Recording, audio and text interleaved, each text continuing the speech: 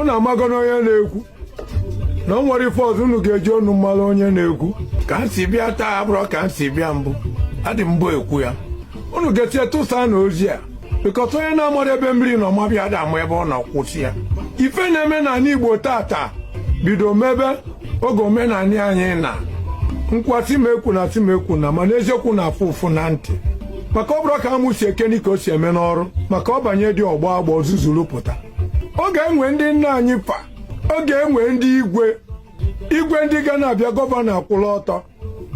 gọvanọ choje kọnsọtọ wụdị igwe ndị igwe bifo okwu okwu bifo make a decision ndị nna anyị fa dịka igwe Felix Ezenwa Ugochukwu Ọnọchie na-achị one of na-achị igwe travel at the age of 90 years kịta ndị igwe adị atọzi atọ eze okpoko 1 igwe Ezenwa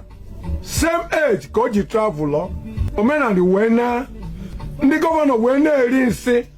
especially Soludo ọ ga-enwe igwe dịka Obi Ọfọnịcha Ọfala Ọkagbue na-ekwu agba ogidi nke na-anọ Soludo nwere one respect omenala ndị Igbo ji na ọ ga-enwe people like Igwe Udoba Ubakafa Igwe Edward Nnajifa Igwe Unateze na Nara onye ka m ga-ekwu rapụ ibi ya oge a ka ndị igwe nwere ugwu ma ndị 419 ebido gobe eze ship egobe igwe na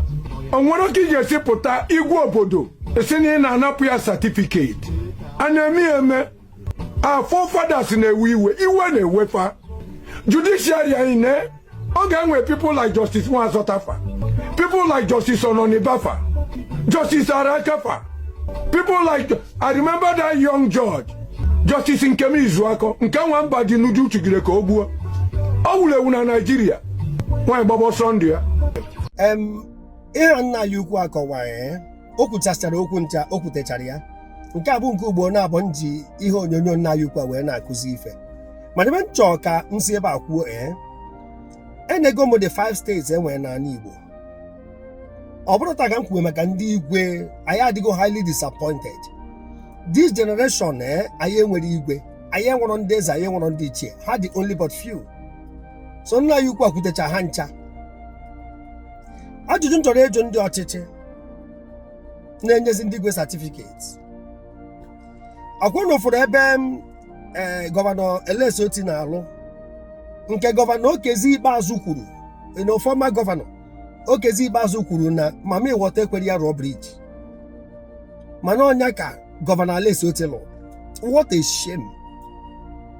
nso na generation onye ọ na megheriri odefa I will deny him also my dad I cannot take that